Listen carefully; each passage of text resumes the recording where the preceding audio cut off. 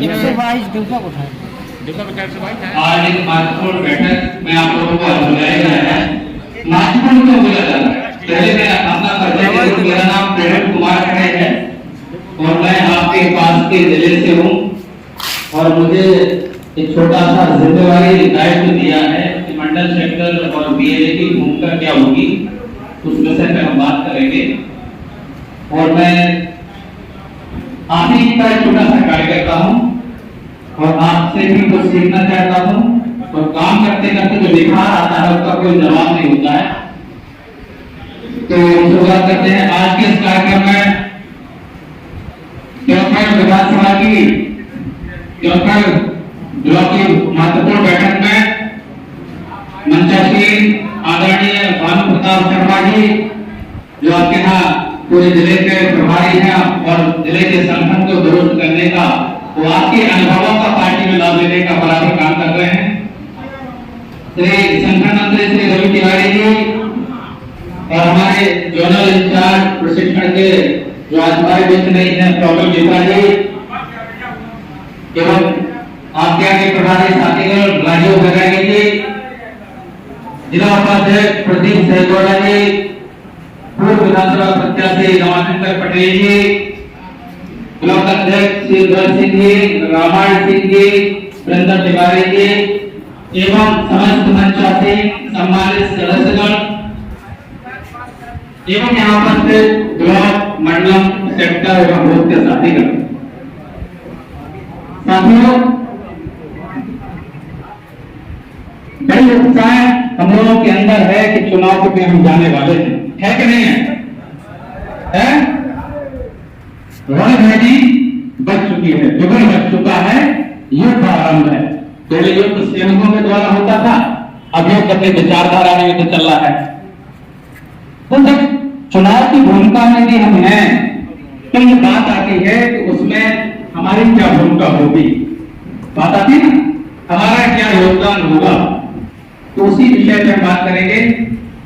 मैं बात करना चाहता हूं केवल एक छोटी सी मोटिवेशनल स्टोरी जो कि प्रेरणादायक है। दो लाइनें आपके सम्मान में बोलते स्टोरी भी आते हैं कि आपके लंबे समय से हम लोग काम कर रहे हैं, सरकार में नहीं आ पा रहे हैं। सब अभी आप पे ये लाइनें फिट बैठती हो, एक बार आप उसका जवाब जरूर देना। तो भाव टूटे हैं, भाव टूटे हैं मगर हौसले अभी जिंदा है, जिंदा है जब सरकार बनाएंगे।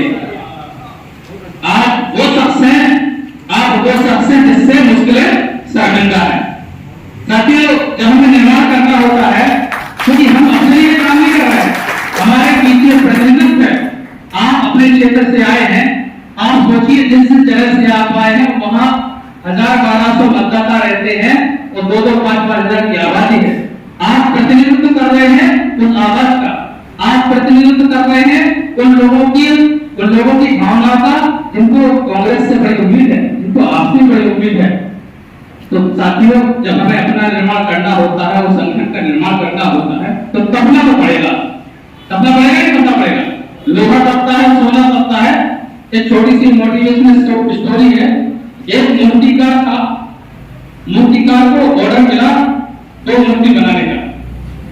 उसने ऑर्डर लिया और उसको मूर्ति बना के देनी थी तो वो छेनी हथौड़ा लेकर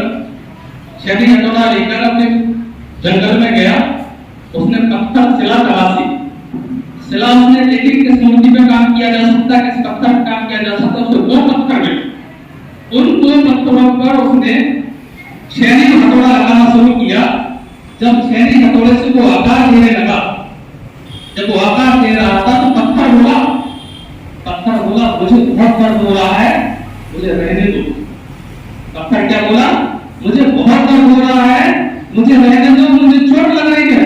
तो शिल्पकार ने, क्योंकि मानवीय संवेदना उसके अंदर थी, उस शिल्पकार ने उस पत्थर को छोड़ दिया। पास में पड़े दूसरे पत्थर में जब छेनी हथौड़ा लगाया तो उसने जब आकार देना शुरू किया तो उसको भी दर्द हुआ। उसने कहा मुझे बहुत दर्द हो रहा है लेकिन मैं सह लूंगा। क्या कहा उसने? लेकिन मैं सह लूंगा। शिल्पकार की थोड़ा हौसला बढ़ा, उसने काम करना शुरू किया। जब शिल्पकार ने पूरी कलाकारी के साथ उस पत्थर का पूरा काम कर लिया, तो वो पत्थर ने क्या स्वरूप लिया?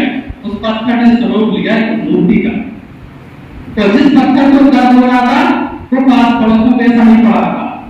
अब जिसने उस मूर्ति को ऑर्डर किया था शिल्पकार को, जब वो अपनी ऑर्डर उठाने आया तो शिल्पकार ने कहा कि मैं तो एक मूर्ति तैयार कर पाया हूं, आप ये मूर्ति ले जाइए।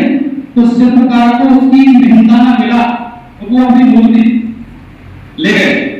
मूर्ति ले गए तो उस मूर्ति की जब मूर्ति ले जाने लगे तो उन्होंने कहा ये पत्थर पड़ा है, इसको भी ले जाना। तो मूर्ति और पत्थर दोनों एक साथ ले गए। अब वो मूर्ति मंदिर में स्थापित हुई। जब मंदिर में मूर्ति स्थापित हुई तो उस मंदिर में लोग उस मूर्ति का सजदा करते थे, उस मूर्ति की पूजा करते थे, उस मूर्ति की वंदना करते थे। और जो दूसरा पत्थर था उस पत्थर का उन्होंने कहा इसका क्या करें, बोले नारियल फोड़ने के काम आएगा, तो इसको सामने रखते हैं। तो साथियों ये तय हमको करना है, संगठन का काम है तराशना। आपको जो जिम्मेवारियां दी जा रही हैं, आपको जो जवाबदारियां दी जा रही हैं, उन जिम्मेवारी जवाबदारी में एक व्यक्तित्व का निर्माण होता है, एक राजनीतिक व्यक्तित्व का निर्माण होता है। तो क्या हम लोग अपना निर्माण करने के लिए तैयार हैं? साथियों जैसे कि हम सभी जानते हैं आप लोग राजनीतिक व्यक्ति हैं, बहुत अनुभवी हैं। आप आपने कई विधानसभा चुनाव देखे हैं, कई लोकसभा चुनाव कराए हैं, कई पंच सरपंच नगर पालिका, यहाँ तक कि हो सकता है आपके पड़ोस की विधानसभा में भी महत्वपूर्ण भूमिका निभाते थे।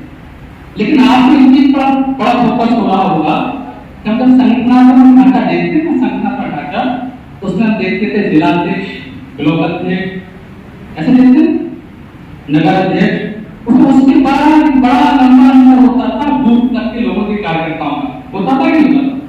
क्या आप बताएंगे हमारा संवाद होता था आपस में? नहीं होता था। क्यों नहीं होता था? क्योंकि बड़े चैनल थे, एक पीछे खड़ा है एक ऊपर खड़ा है। इस बार आपके संगठन की सुगमता के लिए और जो काम सौंपा गया, जो काम की बारीकियों को ध्यान में रखते हुए संगठन में कुछ पदों का सृजन किया गया है, जिसको आप सुन रहे हैं मंडल अध्यक्ष, सेक्टर अध्यक्ष, बीएलओ भी कहीं तो नहीं। तो मंडल और सेक्टर अध्यक्षों की नियुक्ति तो हुई, एक आपको एक स्थान मिला। लेकिन स्थान मिलने के साथ हमारी भूमिका क्या है? मंडल अध्यक्ष का क्या काम है, सेक्टर अध्यक्ष का क्या काम है, बीएलओ का क्या काम है, बूथ कमेटी कैसे बनती है, बूथ प्रेसिडेंट कौन? जब भी प्रदेश कांग्रेस कार्यालय से निर्देशिका प्राप्त होती है, जब भी प्रदेश कांग्रेस कार्यालय से कोई राजनीतिक क्रियान्वयन के लिए आदेश आता है, तो वो किसको दिया जाता है? जिलाध्यक्ष महोदय। क्योंकि एक जिलाध्यक्ष केवल एक व्यक्ति पूरे जिले में जाके संभव उसको क्रियान्वयन करना संभव है नहीं है ना? तो वो आदेश नीचे आता है, ब्लॉक अध्यक्ष के पास आता है। अब आप बताइए एक ब्लॉक अध्यक्ष के पास भी कम से कम 15-20 किलोमीटर का दायरा होता, क्या व्यक्तिगत तौर पे वो करना संभव है क्या? नहीं है। उसके लिए एक महत्वपूर्ण इकाई मंडल। अब ये बताइए जो जिलाध्यक्ष से जो आदेश निकला, जो क्रियान्वयन आना था, वो ब्लॉक अध्यक्ष के पास गया, फिर मंडल के पास गया, फिर सेक्टर के पास गया, फिर बूथ के पास गया, है ना? तो अब इतना आसान नहीं, आसान नहीं। तो ये बहुत महत्वपूर्ण विषय समझने का ये है कि मंडल सेक्टर बूथ के लोग क्या करेंगे। आपके पास मतदाता सूची होगी, है ना? मतदाता सूची, उस मतदाता सूची को बूथ तक पहुंचाना है, उस मतदाता सूची पे क्या काम करना है, उस मतदाता सूची पे जो काम हुआ है उसकी रिपोर्टिंग कैसे होगी, ये व्यवस्था इस संगठन के हिसाब से आसानी से की जा सकती है। ब्लॉक अध्यक्ष के माध्यम से वो मतदाता सूची आपके मंडलम तक गई, मंडलम के माध्यम से आपकी मतदाता सूची सेक्टर तक गई, आसानी हुई। सेक्टर के पास कितने बूथ होते हैं? हर एक परिस्थिति से कभी कभी 3 भी हो जाते हैं, कभी 5 भी हो जाते हैं। क्या 5 किलोमीटर के दायरे में रहकर काम करना आसान है? नहीं है। क्या है? 5 किलोमीटर में रहने वाला व्यक्ति ये देख सकता है कि हमारे बूथ पर क्या गड़बड़ी हो रही है, हमारे बूथ में क्या सुधार होना चाहिए, हमारे बूथ पर जो विपक्षी राजनीतिक दल हैं उन दलों की क्या भूमिका चल रही है ना? क्या गतिविधि चल रही है। अपन कहते हैं ना खेती तो बहुत अच्छी कर ली, बुलवाई लगाना पड़ा, क्या बुलवाई होती क्या बोलते उसको, हमारी सुरक्षा के लिए। तो ये हमारी जिम्मेदारी बड़ी महत्वपूर्ण है। मंडल अध्यक्षों का ब्लॉक से समन्वय, बूथ तक का पीछे ऊपर चला ला तब समन्वय, सेक्टर से सेक्टर का समन्वय, बूथ से मेले से जब समन्वय स्थापित होता है तो हमारे अंदर विचारों का आदान प्रदान होता है। हम अपनी बात कह पाते हैं, हमारे अंदर बहुत अच्छे विचार आते हैं, आपके अंदर भी बहुत अच्छे विचार आते हैं, क्योंकि आप जिस जगह पर रहते हो उस जगह की भौगोलिक और राजनीतिक और सामाजिक परिस्थिति को आपसे अच्छा कोई नहीं, कोई जानता है नहीं जानता फोटो। तो हमें बूथ कमेटी तक पहुंचने के लिए इस सारे सिस्टम की पूरी आवश्यकता होती है। और इसमें गठन कैसे होगा? गठन होगा कि बीएलए जो मंडल में जैसे ब्लॉक अध्यक्ष होता है, ब्लॉक पे भी हम लोग एक गलती करते हैं, एक बहुत बड़ी चूक ये करते हैं कि ब्लॉक पे रहने वाले राजनीतिक लोगों से संपर्क करते हैं। तो ब्लॉक पे रहने वाले जो राजनीतिक व्यक्ति नहीं है, जिनका सामाजिक प्रभाव ज्यादा है, ऐसे लोगों की भी समन्वय समिति की जरूरत होती है। क्योंकि समन्वय समिति जब होगी तो हमारे अंदर हमारे हैंड बढ़ेंगे, हमारा दायरा बढ़ेगा, हमारे लोगों तक पहुंच बढ़ेगी और हमारी बात लोगों तक आसानी से पहुंचाई जा सकेगी। इसी तरह से मंडल पे भी मंडल पर भी समन्वय समिति और सेक्टर पर भी समन्वय समिति होगी, है ना। उस समिति में कौन लोग होंगे? जो मंडल में स्तर पर समिति बनेगी उस समिति में हमारे सेक्टर के सक्रिय पदाधिकारी होंगे और जो सेक्टर की समिति बनेगी उसमें हमारे बूथ स्तर के भी सक्रिय पदाधिकारी होंगे। आप देख रहे होंगे जब भी माननीय कमलनाथ जी किसी कार्यक्रम में जाते हैं वो हमेशा एक बात करते हैं, मंडल और सेक्टर की क्या स्थिति, बूथ पे क्या काम हो रहा। किसी भी कार्यक्रम में जब जाते हैं तो पहले मंडल और सेक्टर के साथियों से बोलने से वार्तालाप करते हैं। उस वार्तालाप का ये कितना महत्वपूर्ण ये संगठन में पद का सृजन है। एक प्रदेश का सबसे बड़ा नेता आपसे सीधा संवाद करता है और वो जानने बहुत अच्छे तरीके से कि हमारा वोट बैंक या हमारा जो नीचे का कार्यकर्ता है, बूथ स्तर का कार्यकर्ता है, उसका संवाद सीधा प्रदेश अध्यक्ष से होगा, होगा नहीं होगा? होगा। अब बात आती है बीएलए की। बीएलए अभी तक हम सुनते आए हैं कि बीएलओ होता था हमारे यहाँ, जो पुलिस अधिकारी होता था, सरकारी कर्मचारी। अधिकांशतः स्कूल में अध्यापक वगैरह लगाए जाते हैं, अधिकांशतः। बीएलओ कब आया कब चला गया पता नहीं चलता था। आपको वोट बढ़ाना है, वोट कटाने हैं, किसी का फर्जी नाम है वो कटाना है, तो बड़ी शिकायत रहती है हम लोगों की कि हम बार-बार आवेदन देते हैं लेकिन वो सुनता नहीं। क्यों? क्योंकि उसमें पैरवी नहीं होती, पैरोकार नहीं होता। जैसे हमारे ऊपर कोई प्रकरण कायम हो जाता है, हम कैसे बिठाते हैं तहसील कोर्ट कचहरी, क्यों? तो उसकी पैरवी, उसका पैरोकार। तो ये जो भूमिका है बीएलए की, तो बूथ स्तर की सभी परिस्थितियों पर अध्ययन कर वोटर लिस्ट पर बड़ी बारीकी से काम कर सकेगा। यदि ब्लॉक अध्यक्ष है उसको कोई व्यक्तिगत बूथ दे दिया जाए तो यदि वो काम करके जाएगा उसको वहां स्थानीय व्यक्तियों की सहयोग की आवश्यकता होगी नहीं होगी? तो वो इतना भौतिक और व्यवहारिक चीज है कि एक बीएलए की जो भूमिका पर निर्धारण हुआ है, आपको बीएलए पता चुनाव निर्वाचन नियमावली से बने। आप बीएलए तो है, आपकी जो बीएलए की सूची है वो निर्वाचन कार्यालय में है और सरकारी वेबसाइट पर दर्ज है। जो बीएलए साथी होंगे उनका नाम शासन की वेबसाइट दर्ज है। लेकिन हम ये ना भूलें कि बीएलए में हम जो काम कर रहे हैं केवल हम कर रहे हैं, क्योंकि हमारे जो सामने वाला दल है उसके भी आगे करे बीएलए। जिस सक्रियता की, जिस भूमिका की हम बात कर रहे हैं वही सक्रियता भूमिका की बात वो भी कर रहे हैं, क्योंकि जब मैदान में लड़ते हैं तो लड़ने वाला कोई तो होगा। कि हम ये ना सोचें यदि हम इतनी तैयारी कर रहे हैं तो हमें सबसे बहादुर है, हमें कभी भी अपने सामने वाले व्यक्ति को कमजोर नहीं समझना चाहिए। बीए जब ये मतदाता यादी होती है, मतदाता सूची होती है, उस मतदाता सूची में लगभग 1000 या 1200 लोग मतदाता होते हैं। चुनाव आता है, हमारे बड़ा जोश आता है, हम 1200 मतदाता पे काम करना शुरू कर देते हैं। करते नहीं करते? आपको समझ आ रही है बात, आवाज आ रही? 1200 मतदाता पे काम कर देते हैं।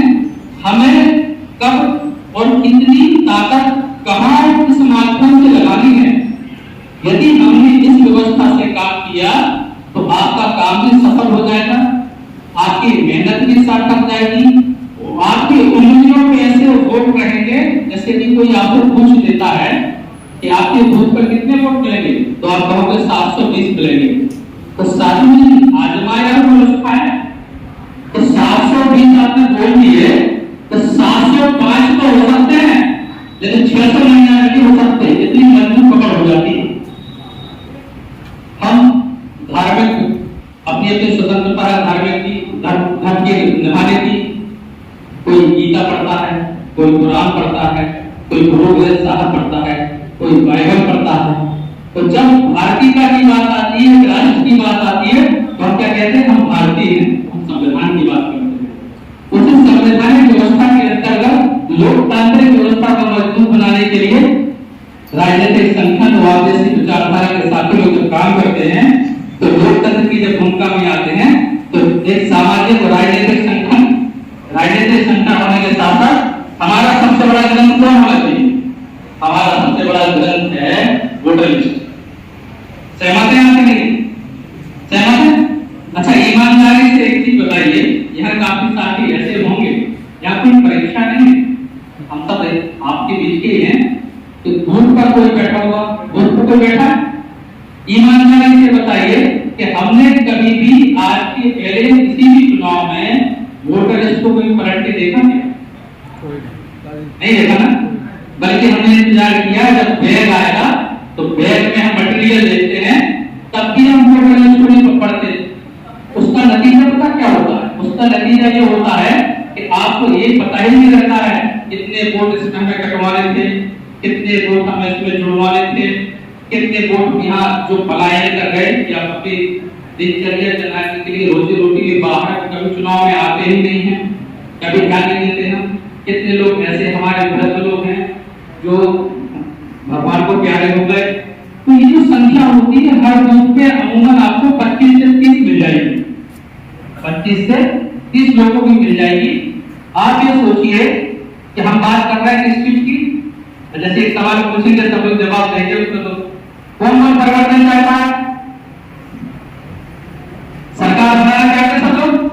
तो सरकार बनती कैसे है? कैसे बनेगी? जैसे बैठकों से बनेगी क्या? सरकार बनेगी, अगला जवाब आप दोगे कि विधानसभा जीतेंगे, तब बनेगी, विधानसभा की संख्या बढ़ेगी। अब विधानसभा कैसे जीतोगे आप?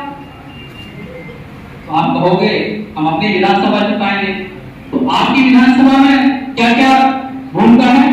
तो आप कहोगे चाहे बूथ जीते, ऐसा होगा ना? लेकिन मेरा बूथ जो है, मेरा बूथ मान लो 75 नंबर मेरा बूथ है, मैं आराम से सो रहा हूँ, 80 नंबर बूथ का हमारा साथी बहुत अच्छा काम कर रहा है, तो उसके नतीजे से हमारे बूथ पर कोई प्रभाव पड़ने वाला नहीं है। जब भी चुनावों में सफलता मिलती है, उस सफलता में आपकी हिस्सेदारी कैसे तय हो? आप चाहते हैं हमारी सरकार तो बन गई, जनता वोट दे देगी, लेकिन हमारी उसमें क्या भूमिका है? हम अपनी भूमिका को सुनिश्चित करना चाहते हैं क्या? चाहते ना? जो सफलता मिल रही है उसमें हमारा श्रेय क्या है, उसमें हमारा योगदान क्या है? क्योंकि साथियों, जिस काम को संपन्न करने में हमारा योगदान होता है, उसकी खुशी में जब 4 लोग खुश हो रहे होते हैं, उस खुशी में हमें शामिल होते ना। तो इस चीज को ध्यान रखना है। आप जैसे कि आपकी वोटर सूची में डीएनए का जो काम है, वोटर सूची में आपके 1000 मतदाता, तो आपको पहले वो छांटने हैं सारे मतदाता, जो मतदाता आपकी विचारधारा के हैं अथवा नहीं। जब आप छांटेंगे तो आंकड़ा आएगा, फिर आपको छांटना है कि हमारे कितनी विचारधारा के हैं तो उसमें एक आंकड़ा मिलेगा। जो हमारे कितनी विचारधारा के मतदाता हैं उन मतदाताओं को हम उनके पास जाके समय बर्बाद करते हैं। जैसे मान लो 300 का आंकड़ा आया दूसरे विचारधारा के मतदाताओं को, तो हमारी संख्या कितनी बच गई? यदि 1000 मतदाता तो 700 बच गई ना। हमें 300 पर ऊर्जा खर्च नहीं करनी, क्योंकि हम ये ना सोचे कि सब कुछ हमें ही मिलेगा। ऐसा संभव है क्या? ऐसा संभव है? नहीं है ना। तो हमें अपने काम को, दिशा को बड़ी बारीकी से, बड़े ध्यान से चिन्हित करके करना है। आपको उसमें ये भी छांटना है कि हमारे वृद्धजन कितने हैं, विकलांगजन कितने हैं। कुछ लोग तो ऐसे भी होते हैं, कई लोग मतदाता सूची वोट डालने इसलिए नहीं आ पाते हैं कि बहुत दूरी होती है, उनकी एक सूची हमारे पास हो। ऐसी तमाम तैयारियां जब आप बैठ के बनाएंगे ना, तो उसमें आपकी समस्या का समाधान भी निकलेगा और आपकी मेहनत का फल भी। अब बात आती है बूथ कमेटी। बूथ कमेटी क्या होती है? 20 लोगों का समूह। क्या होती है बूथ कमेटी? क्या होती है? 20 लोगों का समूह। तो जवाब दीजिए, बनाते हैं। लेकिन वो 20 लोग कौन? वो 20 लोग कौन? ये बड़ा अध्ययन का विषय होता है, क्योंकि हम उसमें जब उसको तैयार करते हैं तो हम लोग गलती क्या करते हैं, अंदर कमरे में बैठ के हम लोगों ने बना ली 10 लोगों की टीम, तो 10 में से आपने मुझे भी रख लिया। तो जब मैं गली में निकलता हूँ तो मुझसे 4 लोग कैसे चिढ़ते हैं क्योंकि मेरा आचरण ठीक नहीं है। तो हमें इस चीज से बचना है। समन्वय रखना है, क्योंकि जब कोई भी संगठन काम करता है तो 4 टाइम्स की वाला फॉर्मूला जो मेरा रहता है, कोऑर्डिनेशन समन्वय, कम्युनिकेशन वार्तालाप, और उसमें होता है कैंपेनिंग, फिर होता है कॉन्क्लूजन। इन 4 जब आपका समन्वय अच्छा होगा, आपके बीच वार्तालाप अच्छी होगी, आपके समन्वय अच्छा होगा तो कैंपेनिंग अच्छा होगा, कैंपेनिंग से कॉन्क्लूजन से रिजल्ट निकलता है। निकलता है नहीं निकलता? हमें देखो इस बार शासन ने और व्यवस्था की है कि अगर वोटर लिस्ट पे हम काम नहीं करेंगे, डाटा नहीं निकालेंगे, तो ये हमारे वार्ड में जो वृद्धजन है, विकलांगजन है, उनकी पोलिंग जो है, उनकी वोटिंग, जैसे शासकीय कर्मचारियों के बैलेट पेपर होते हैं, उस बैलेट पेपर से वोट डालते हैं, ठीक उसी तरह उनके भी वोट डालने हैं। तो वो साथ में पहले डालेंगे। जब उनका आप आंकड़ा निकालोगे, आप अपने बीएलओ के पास बैठ के दोगे कि हम वो भी आंकड़ा निकालेगा। जब आप उसको पता होगा, आपको पता होगा, तो अपने बैलेट पेपर इश्यू होंगे, उन बैलेट पेपर के माध्यम से ही वो वोट डाल पाएगा। साथियों, इसके बाद कई और ऐसे प्रशिक्षणों का आयोजन होना है। वोटर लिस्ट पे काम की ये बिंदु है छोटे छोटे। उसके अलावा वोटिंग कैसे कराते हैं, एजेंट की क्या भूमिका होती है, एजेंट के क्या पावर होते हैं, इन सब पे और आगे आपके बीच जाने का मौका मिलेगा। हमें सभी लोगों को देखो साथी, 2 चीजें और होती हैं। वोट मिलता कैसे है? वोट मिलता कैसे? जब हम घर से ऐसा पैर निकालते हैं ना, वो दशा तय कर देती है हमें वोट मिलने वाला है कि नहीं मिलने वाला। हमारा आचरण कैसा है, हमारा व्यवहार कैसा है, हमारा बोलचाल कैसा है, हमारा बर्ताव कैसा है, हमारा पास पड़ोस में सामंजस्य कैसा है, इन सब स्थितियों पर हमें अपना ध्यान रखना पड़ेगा। और पूरे बाकी आप लोग तो राजनीतिक अनुभवी व्यक्ति है ही। अब मैं संगठन की बात काफी हो चुकी है। संगठन में समर्पण भी होता है, निष्ठा भी होती है, समन्वय भी होता है, सहमति भी होती है, असहमति भी होती है। ऐसा हमें नहीं रखना है कि जैसे मैं बूथ कमेटी बना रहा हूँ और भैया से हमारा कोई आपसी मतभेद है और उनकी स्वीकारता मुझसे ज्यादा है, तो ऐसा नहीं, मुझे ये पसंद नहीं है तो हमें इसको अपने साथ नहीं रखना। सहमति और सहमति को स्थान देना, ये हमारी पहली प्राथमिकता होनी चाहिए। दूसरा, क्योंकि हम एक ऐसी विचारधारा से जुड़े हुए व्यक्ति हैं जिसने भारत देश के निर्माण में बहुत काम किया। हम अक्सर देखा जाता है कि हम अपनी विचारधारा से बिल्कुल कटे हुए, ये मैं बिल्कुल सत्य बोल रहा हूँ। हम जिन्होंने भारत देश की आजादी में महत्वपूर्ण योगदान दिया, हम गांधी से परिचित नहीं हैं, हम नेहरू जी से परिचित नहीं हैं, हम वल्लभ भाई पटेल से परिचित नहीं हैं। तो इन सब चीजों के बारे में आप थोड़ा सा अध्ययन जरूर कीजिए, क्योंकि जब हमें भारत की विचारधारा आई विचारधारा कांग्रेस से जुड़े लोग क्यों प्रभावित हैं, याद रखिए सब चीजों को कि हमारे पार्टी में या जिनका संरक्षण इस दल को मिला है उन्होंने वैश्विक स्तर पर परचम लहराया है। मैं एक चीज कहकर अपनी बात को पूरा रखता हूं कि रामायण काल में भी आपने देखा होगा, महाभारत काल में भी आपने देखा होगा, अगर किसी धार्मिक ग्रंथों के बाद किसी व्यक्ति पर ही लिखा गया है सबसे ज्यादा पूरे विश्व में, तो महात्मा गांधी। मानते हैं उस बात को? तो आप महात्मा गांधी को पढ़िए, आप विचारधारा को पढ़िए, आजादी के आंदोलन को पढ़िए, क्योंकि जब तक ये समावेश हमारे अंदर नहीं होगा तब तक अपनी विचारधारा की लड़ाई नहीं लड़ सकेंगे, क्योंकि ये लड़ाई सत्य की भी है, सत्ता की भी है।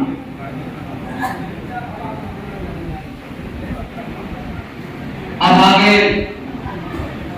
मैं, क्योंकि वक्ता काफी वरिष्ठ है और सभी लोग हैं, विषय तो बहुत लंबा है और काउंटिंग तक का है, आगे और कई चरण में हम लोग बात करेंगे। मैं अपनी बाड़ी पर विराम देता हूँ। जय हिंद, जय भारत। साथियों, आप लोगों ने कार्यक्रम सुना, आप लोगों ने सुना, मैं आप सभी को धन्यवाद।